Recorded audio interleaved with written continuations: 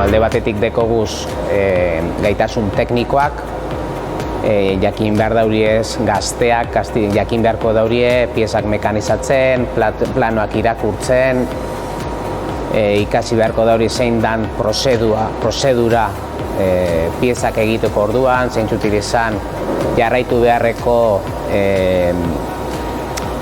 parametroak, abiadura aldetik, ze erreminta erabili, zeintzutik ezen pausuek momentu oro jakin beharko dauriez, batez bez, prozedura zehatz eta jakin bat jarraitzeko.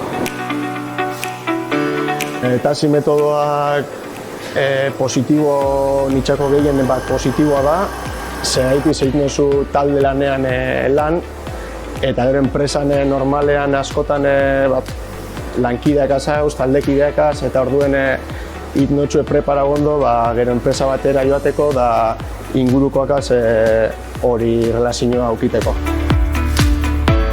Eta hain gelditu naiz hor enpresan lanien momentuz. Pasau dut gradu superior beste batera, diseinora, ze bai asko gustatzen zitzaidan eta nau hemen 5 ordu eta gero han 3. Eta gero bai egiten dut hor praktikak ja 8 ordu, praktika normal batzuk bezala.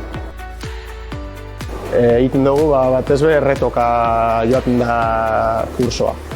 Irakasleak montotxo erretotxu bet, eta orduen 3-4 taldekide, paretan sari batetan gara ados, zerrin bakoitzak edo bakoitzan artean lagundu, eta orduen retoa superoin dozu.